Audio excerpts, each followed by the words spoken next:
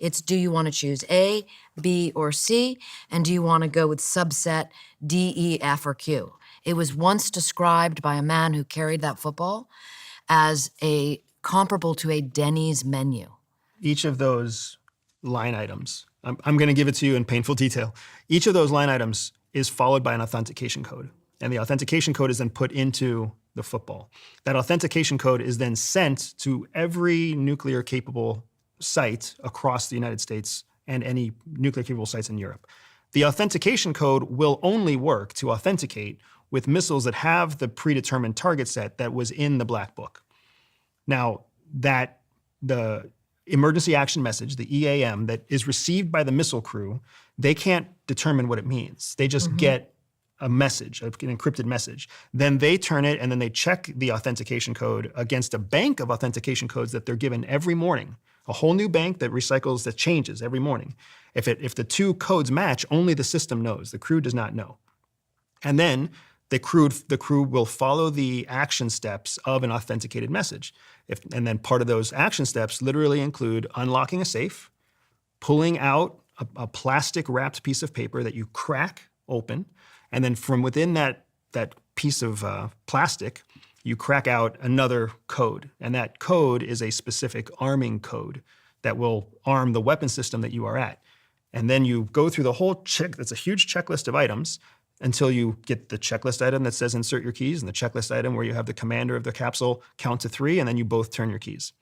You're just following orders the whole time. Did you ever turn your key? We turn our keys probably 5 or 7 times a week because EAMs are always coming through and we never know what they say. EAMs? The emergency action message. So they've set that system up so that you don't know what you're doing. Exactly. You're just following orders. There can be nobody who's... It's like a firing squad where everyone's shooting, but you don't know who shoots the fatal bullet. Yep. And by the way, everything that he just described can happen, not always, but in as little as 60 seconds. Yeah, we're timed. And the terrible joke is they don't call them Minutemen. That's the ICBMs for nothing. Based on everything you know, do you think that if Russia launched a nuclear weapon now, do you think the US would respond? Not even a question. But do you think they would even know? Do you not think the president, for example, would think... Not even a question. Really? Not even a question. Do you not think they would think it was something else? I mean, there's been times in history where they thought maybe that's something else. Maybe we've made a mistake. They hesitate. I think that your question is valid because it's not truly instantaneous. There are interceptors, there are countermeasures, there are second and third order intelligence sources that could be checked within just a few seconds, right? One satellite corroborates with another satellite kind of thing. But all in, you have maybe 7 minutes to decide if you're going to counterattack or not. 7 minutes? Because that's between when you pick up the first satellite signature of a launched ICBM or a launched submarine weapon, depending on whether it's going into the atmosphere or whether it's a cruise missile that's coming straight for your shore, like at most, you probably have about 7 minutes before a counter order has to happen. Because the nuclear bomb is going to get from one continent to the other in approximately 30 minutes. It's actually, if you do the math like I did, it is 33 minutes from Pyongyang to Washington, D.C., and it's 26 minutes and 40 seconds from Russia to Washington, D.C. You know, we all kind of know Donald Trump's ideology because he's so public. Do you actually think that he would sit there and see something coming, get the intel in, and he would listen to the intelligence? We just said earlier that he doesn't listen to the intelligence. He might not. I mean, that's the prerogative of the president, and then the other sick part of this, and Annie, you can correct me if any of this is dated. Even if we don't react right away, and everything is destroyed, we have airborne assets that will launch all of our systems after complete annihilation of the United States. Okay. So even if we were wrong, the submarines and the airborne assets will still... That's why we have a triad. Again, this always comes back to the deterrence part of it, which is this is why we must have all of this force, just in case, because all of these war games have been practiced and rehearsed so often. But I'm going to tell you a terrifying detail. I interviewed the commander of the nuclear subforces, Admiral Connor, for my book. Not someone who normally talks to journalists. When the book published, he rang me up and asked me to have lunch. Not something that often happens to a journalist. I thought, am I in trouble? Okay. I met with Admiral Connor and he said to me, "You never asked me about my time in the nuclear bunker under the Pentagon." And I said, "Well, how would I have known about that?" And he said, he was curious that I had reported that the public does not know how often the Pentagon practices nuclear war. We don't know. Andrew may know. We don't know. It's classified.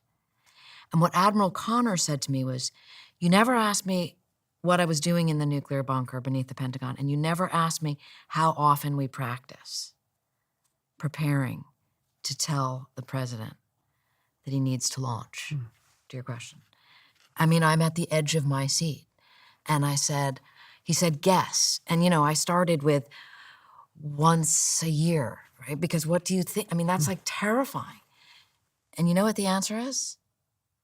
3 times a day. They practice 3 times a day telling the president that there's a nuke coming into shore. 3 times a day. And I said, Admiral Connor, why do they practice 3 times a day? And he said, there are 3 shifts at the Pentagon in the bunker.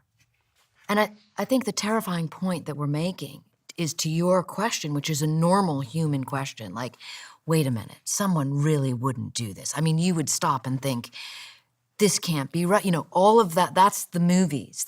That's not the Defense Department. That's not the system of nuclear command and control. The system of nuclear command and control is rehearsed for precisely go at minute 7. Mm-hmm. And that is terrifying. I also think that's why we're not moving closer to strategic nuclear war, because you're capable, you're nuclear capable, nuclear ready countries have been doing this 3 times a day, and they all know, what the fuck are we fighting for? If we do this, what's it all for? Like, we're not going to win tomorrow. There's not going to be Putin on a pedestal or Trump on a pedestal saying, we won. Everything will be destroyed. Mutual assured destruction. So it makes much more sense for them to hold their weapons and continue using it as a deterrent, not just a deterrent for nuclear conflict, but a deterrent like Russia's using it right now. Nobody will get involved in Ukraine, and nobody will support Ukraine incurring further into Russia because everybody's afraid of what if. That's a huge ace in the hole. Every single one of you watching this right now has something to offer, whether it's knowledge or skills or experience, and that means you have value. StanStore, the platform I co-own, who are one of the sponsors of this podcast, turns your knowledge into a business through one single click. You can sell digital products, coaching, communities, and you don't need any coding experience either, just the drive to start.